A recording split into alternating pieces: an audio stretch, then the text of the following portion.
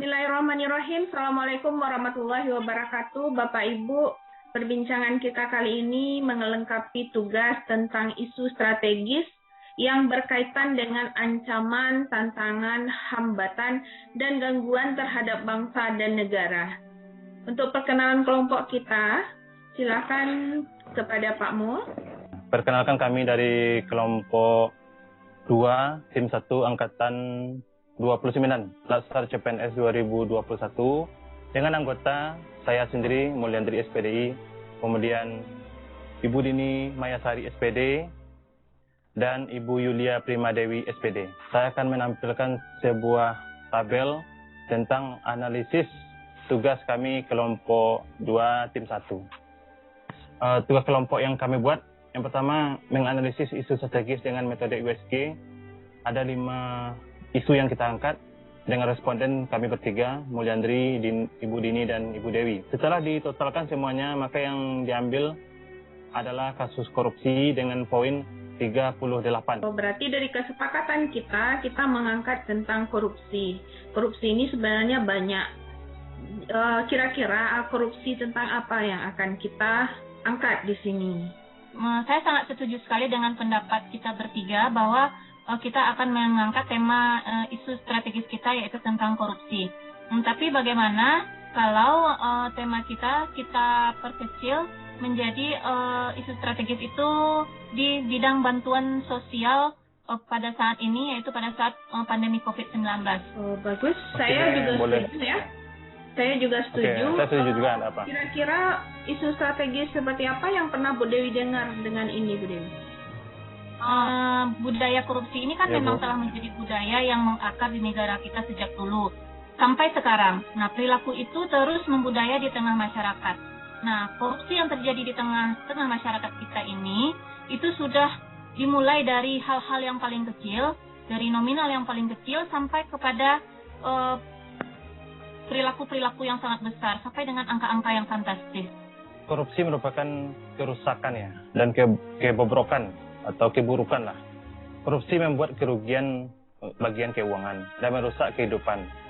Salah satu isu strategis yang terjadi pada bangsa Indonesia pada sekarang ini adalah korupsi bantuan COVID-19 ini.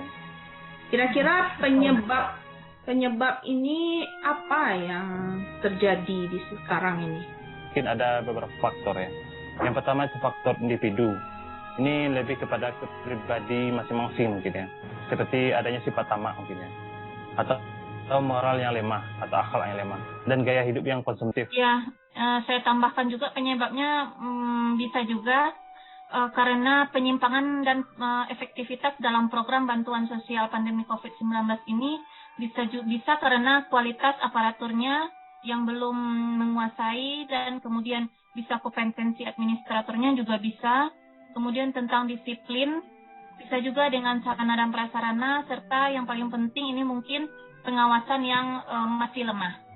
Mungkin penyebab yang lain tidak adanya pengendalian terhadap diri sendiri. Ini kunci sebenarnya. Semakin kuat iman seseorang, pengendalian diri itu sebenarnya bisa dilakukannya. Ada juga yang krusial ya, itu adanya data penerima bantuan yang tidak akurat, valid. Jadi hal ini menyebabkan mungkin ada masyarakat yang seharusnya mendapatkan bantuan menjadi tidak dapat karena akurasi data yang tidak tepat. Karena data yang tidak tepat itu karena penyelenggaranya itu Pak Mul yang keliru dalam melaksanakan tugasnya. Datanya sudah tidak tepat, jadi langkah ke depan yang akan dikerjakan oleh penyelenggaraan negara itu menjadi tidak jelas. Itu menurut saya. Bisa jadi. Itu penyelenggara negara itu kan adalah PNS. Mungkin karena kompensasi PNS itu yang rendah sekarang. Atau gimana ya? Bisa jadi, Bu. Ya, karena gajinya kurang mungkin, Bu. Dicari yang cara lain kan. Iya. Atau selanjutnya mungkin pejabat yang serakah. Nah, ini lebih ke sifat lagi tadi nih. Mungkin pejabat yang struktural mungkin lebih ke difokuskan nih. Ini karena keserakahan melihat banyak mungkin bantuan yang akan diserahkan, karena dia merasa ini lebih baik kita terima nih daripada dikasih. Nah, diambil kan. Padahal dia bukan haknya, mungkin saya rasa. Iya. Mungkin juga bisa ditambahkan juga penyebabnya ini Pak Mul dan Bu Dini, karena dari segi hukum kita masih lemah mungkin ya Pak dan Ibu ya. Karena hukum kita lemah, maka memberikan kesempatan bagi pelaku korupsi untuk berbuat dengan sewenang-wenang itu. Iya, kemudian pengawasan di negara kita ini juga masih kurang. Dari permasalahan dan sebab yang sangat banyak tersebut, mungkin kita bisa memberikan beberapa solusi. Tindakan pencegahan tindak pidana korupsi bantuan sosial pandemi COVID-19 yang bisa dilakukan oleh aparat penegak hukum itu. Sebenarnya banyak. Ada bagian pengawasan perencanaan, pengawasan terhadap penyusunan anggaran. Semuanya harus diawasi ya secara ketat. Pengadaan barang dan jasa, pelaksanaan atau realisasi anggaran, pendistribusian bantuan sosial, kemudian pelaporan serta pertanggungjawaban anggaran COVID. Mungkin ada lagi yang bisa ditambahkan bagaimana solusinya? Saya rasa solusi yang pertama di sini karena kita berdasarkan kepada konsensus kita Pancasila itu ketuhanan yang Maha Esa. Saya rasa tanamkan nilai agama dulu ya, tanamkan nilai religi di masing-masing kita. Jadi kalau ini sudah keimanan kita atau religius kita sudah mantap, kita mungkin tidak akan lagi mengambil hak yang bukan kita. Kita tidak mau lagi mencuri. Kemudian yang kedua mungkin bisa kita memberikan solusi adalah mendorong akselerasi digital terhadap seluruh program bantuan sosial. Jadi kalau semuanya sudah digital dan terintegrasi satu dengan yang lainnya, maka masyarakat tidak akan mengalami ketimpangan dalam menerima bantuan. Mungkin tambahannya bantuan itu bisa diserahkan secara langsung ya, secara tunai, tidak lagi berupa uang, sehingga kemungkinan korupsi semakin kecil bahkan mungkin bisa hilang. Saya di sini lebih kepada nominal uangnya nih. Nominal uang yang akan kita berikan ini kita transfer lah dalam bentuk kayak dalam rekening saja mungkin langsung, jangan dalam bentuk uang cash. Saya lebih kepada aparatur penyelenggaraannya.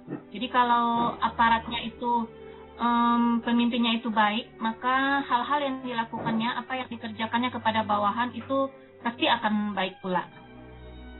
Betul. Oke, mungkin sedikit tambahkan juga setelah aparatnya kita perbaiki, kita gunakan lagi sekarang kan kita teknologi kita 4.1 ya, kita manfaatkan teknologi kita lagi untuk seperti tadi kan data kita sudah digitalkan, penerimanya sudah dalam bentuk rekening. Ini mungkin yang lebih kita tingkatkan lagi. Demikian Bu. Bangun pendidikan moral sejak kecil, ini mungkin yang sudah mulai luntur pada anak-anak kita. Iya.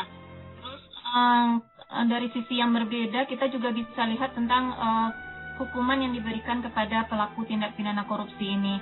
Saya bisa memberikan masukan dan pendapat bahwa pelaku tindak pidana korupsi ini sebaiknya memang harus diberikan hukuman dengan yang seberat-beratnya, sehingga kesempatan mereka untuk mengulang kembali itu bisa diminimalisir. Saya rasa setelah hukuman yang akan diberikan itu akan terlaksana, berat atau tidaknya itu tergantung mungkin kepada penegak hukum. Kalau penegak hukum kita, polisi, jaksa, hakim kita kalau sudah kuat, saya rasa baru bisa. Tapi kalau penegak hukum kita belum kuat, tidak akan bisa saya rasa. Jadi penegak hukum harus kuat dulu. Jadi sebaiknya kita juga menutup celah untuk internasional kita dengan menutup peluang pencucian uang dan menyimpan uang ke luar negeri. Iya. Oke, setelah kita lihat penyebabnya dan solusinya, ya kelompok kita ini berharap ya, semoga kita dapat memaintain diri kita sendiri dulu sehingga bisa lah menjadi pribadi yang anti korupsi. Kita ucapkan say no to korupsi. Iya, say no to korupsi. Baik, perbincangan yang sangat luar biasa kita Bapak Ibu. Demikian paparan dari tim kami, semoga bermanfaat. Apabila ada salah dan janggal kami mohon maaf. Kami sudahi dengan wabillahi taufik wa hidayah. Assalamualaikum warahmatullahi wabarakatuh.